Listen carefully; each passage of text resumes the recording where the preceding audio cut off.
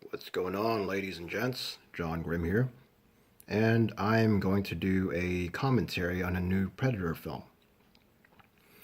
Hopefully, you guys are having a good 2019 so far, but if not, well, it's still early in the year, or it'll get better.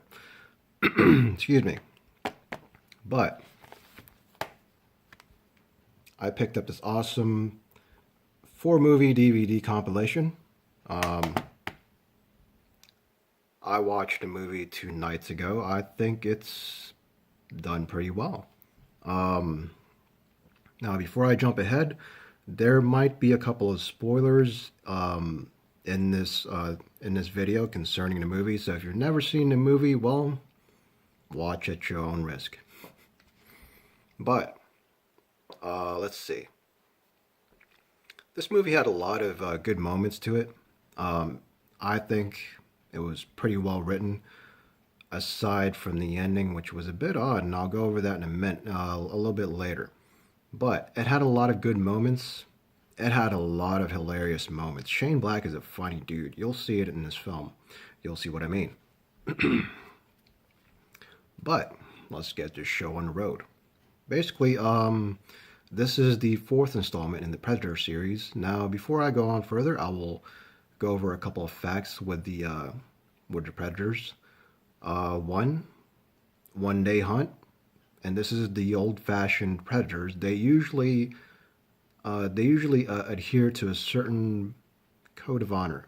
They have ethics, believe it or not, even though in the movies they typify these alien hunters as mass murdering sons of bitches, but they're um they're a warrior class. They're a warrior clan, a society that hunts the most dangerous life forms that it comes across.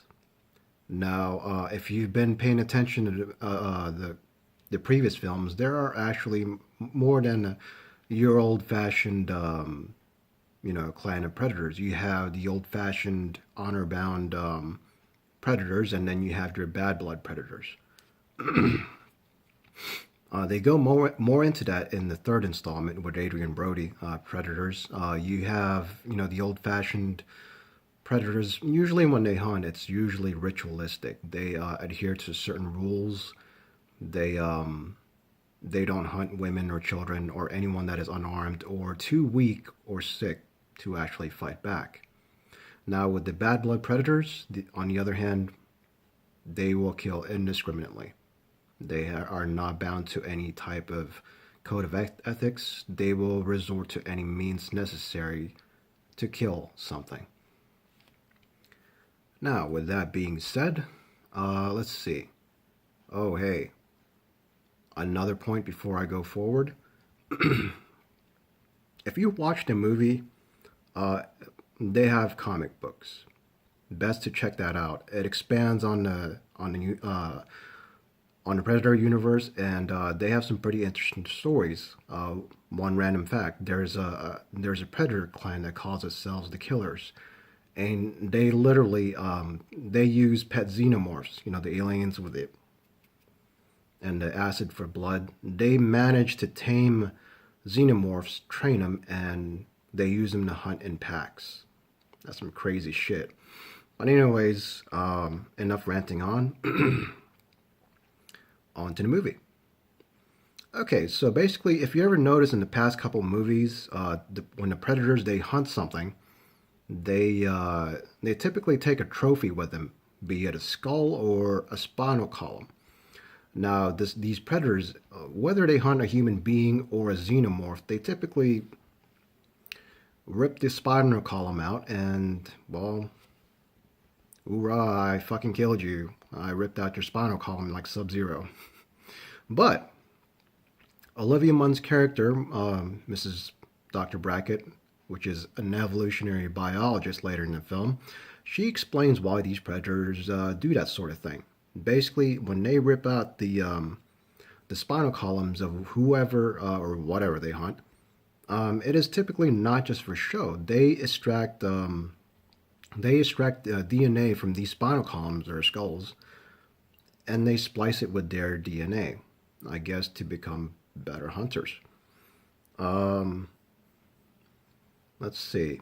So, I mean, during the course of the film, typically the human beings will have hard enough time fighting these predators because they're pretty formidable opponents.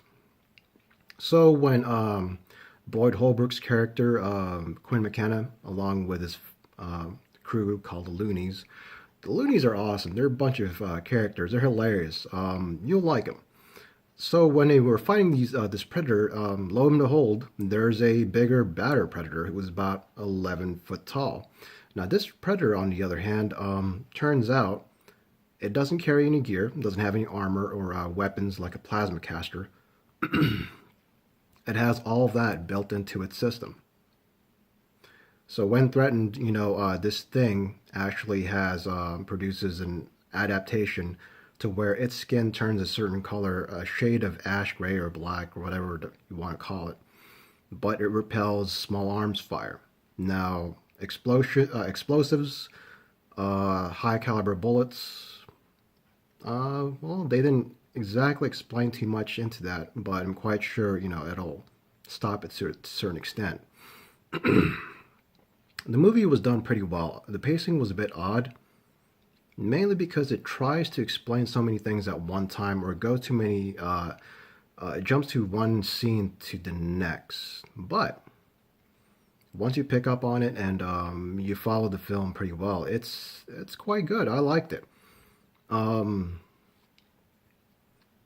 Let's see. The movie was done pretty well. Sterling Brown's character Traeger, which was the main villain, so to speak, aside from the Predator, he plays a similar character to Gary Busey's character in Part 2. Basically, you got this guy who's in acquisitions who's trying to reverse engineer the technology for the Defense Department and the Army. But let's see. The movie was pretty good, but you come across the ending, and here comes the spoiler. So towards the ending, when they finally defeat this predator, they soon find out that there is a pod left from that ship. So they unearth this pod, and they unearth a sort of armor that they call the Predator Killer armor. Just think Tony Stark's armor with laser sightings and two huge guns. Yeah, that was a bit fucking odd. It kind of does not make any sense. Let's see. The original ending was going to have Ellen Ripley from the Aliens saga or an unknown being inside that pod makes its appearance in the film. But I guess they went with that. Well, as to what direction they will take this movie series, I look forward to it as long as it's done or written pretty well. But so far for me, if I were to give this film a rating, I would give it an 8. Mainly, really awesome film. I have a couple of issues with it. Ending was a bit odd. Kind of doesn't make any sense, but I'll leave you to it. So, I'll see y'all later. Peace out.